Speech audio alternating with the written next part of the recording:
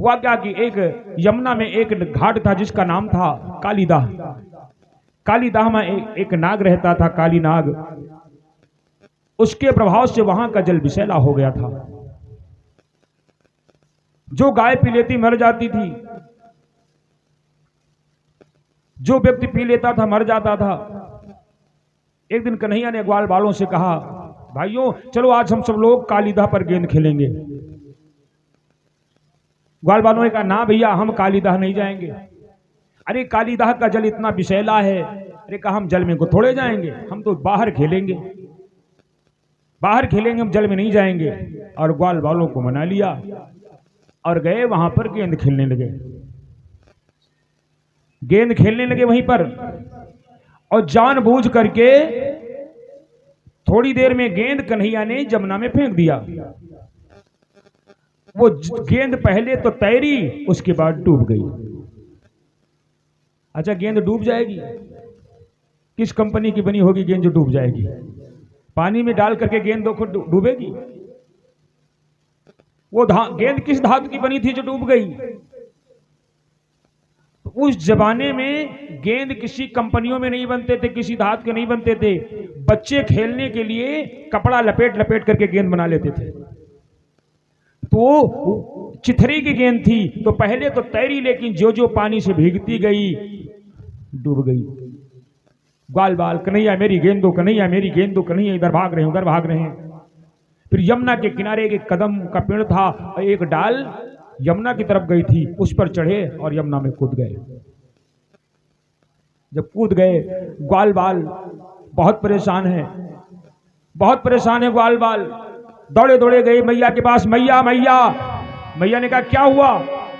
ग्वाल बाल कहते हैं कि मैया मैया बाबा बाबा,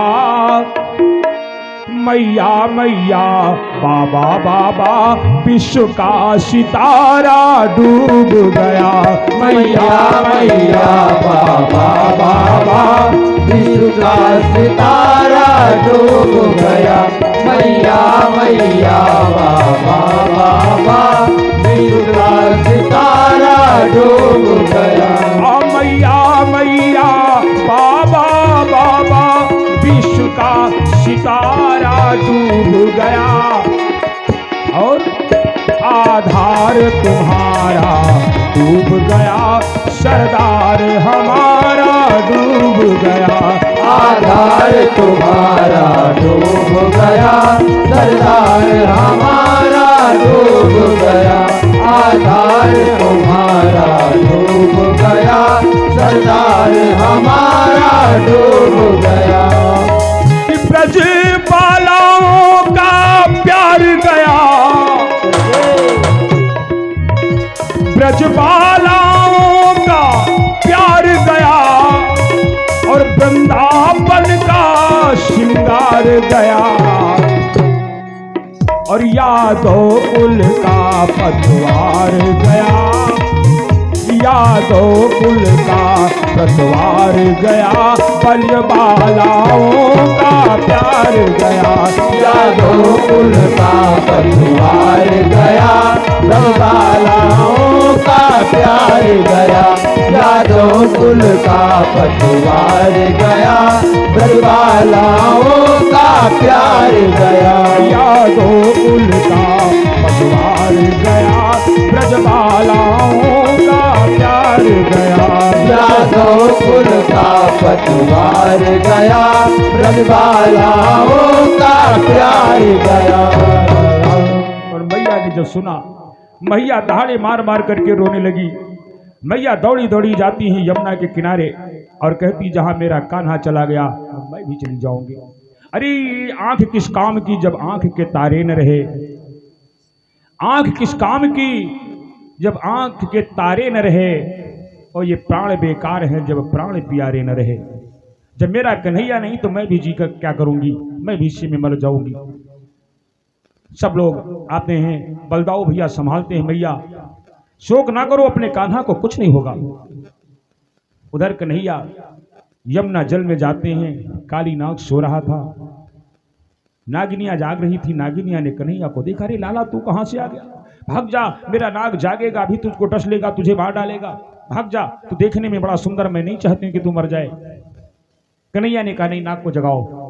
अरे कहा नहीं लाला तू चला जा। लेकिन कन्हैया ने काली नाग की पूंछ पर अपनी पांव की उंगली दबाया। काली नाग जागा और जैसे जागा इतने क्रोध में जागा कि कन्हैया को लपेट लिया, सारा शरीर लपेट लिया। कन्हैया ने शरीर को ऐसा अपने बढ़ाया कि काली नाग टूट गया और कन्हैया उसके फन पर बैठ गए। नागिनियों ने कहा श्याम सुंदर मेरे नाग को क्षमा कर दो, मुझे विधवा मत बनाओ। अगर आप इसे मार डालोगे हम सब नागिनियां विधवा हो जाएंगी, हमें विधवा मत बनाओ, हमारे नाग को छोड़ दो। कन्हैया ने कहा ठीक है हम छोड़ देंगे, लेकिन एक शर्त पर। काली नाग से कहा तुम अपनी नागिनियों को लेकर के और रमणक द्वीप चले जाओ, एक काली दाह खाली कर दो। कहा लेकिन भगवान रमणक द्वीप अगर जाएंगे तो गरुड़ हमें मार डालेंगे। कहा अब नहीं मारेंगे। क्यों? कहा अब तुम्हारे सर पर हमारे पांव का निशान बन चुका है और गरुड़ हमारे भक्त हैं, अब वो तुम्हें बिल्कुल नहीं मारेंगे। बंधु एक काली नाग और गरुड़ जी की बड़ी पुरानी दुश्मनी है। कथा बड़ी लंबी है महाभारत की, संक्षेप में आपको हम थोड़ा बता रहे हैं। गरुड़ जी कश्यप जी की एक पत्नी विनीता के पुत्र हैं और ये नाग लोग कद्रु के पुत्र हैं। दोनों में आपस में दुश्मनी रहती है। गरुड़ जी ने ठान लिया कि हम सर्पों को दुनिया से मिटा कर रहेंगे, और गरुड़ जी 10-20-50 हजार सर्पों को रोज खा जाते थे। एक दिन सर्पों ने कश्यप जी से कहा पिताजी अगर गरुड़ जी ऐसे हम लोगों को खा जाएंगे तो हम लोगों की सृष्टि खत्म हो जाएगी। गरुड़ जी ने सर्पों और गरुड़ के बीच में एक समझौता कराया कि हर महीने की अमावस्या को एक सर्प गरुड़ का भोजन बनेगा। हर महीने की अमावस्या को एक सर्प गरुड़ का भोजन बनने जाएगा। सर्पों ने सार स्वीकार कर लिया इस प्रस्ताव को। अब हर महीने की अमावस्या को एक सर्प रोज गरुड़ जी के पास जाता था उनका भोजन बनने, लेकिन ये काली नाग बड़ा घमंडी था। दूसरे लोग कहते तुम क्यों जा रहे हो, तुम डरते हो, क्यों जाते हो गरुड़ के पास।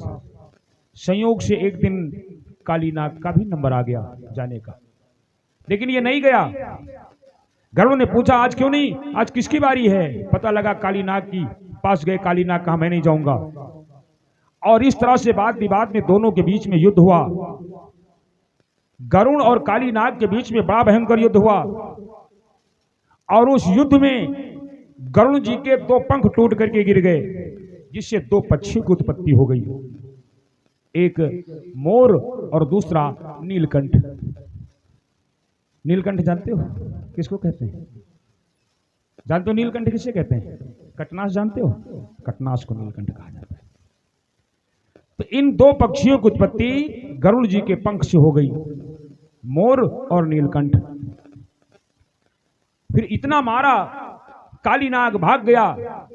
काली नाग भाग जाकर के कालीदाह में प्रवेश कर गया, क्योंकि कालीदाह में सौभर ऋषि का श्राप था। गरुड़ जी वहां जा नहीं सकते, अगर वहां जाते तो मर जाते। बड़ी लंबी कथा है, बताने लगेंगे तो पूरा समय बीत जाएगा। वहां जाते तो मर जाते, इसलिए वहां जा नहीं सकते थे, इसलिए अपने को सुरक्षित मान करके और गया कालीनाग में, कालीदाह में रह रहा था। तो भगवान ने कहा जाओ चले जाओ रमणक द्वीप। कहा अब हमें मार डालेंगे गरुड़। कहा अब नहीं मारेंगे, क्योंकि तुम्हारे फन पर हमारे पैर का निशान बन चुका है। और वो कालीदाह छोड़ करके रमणक द्वीप चला गया।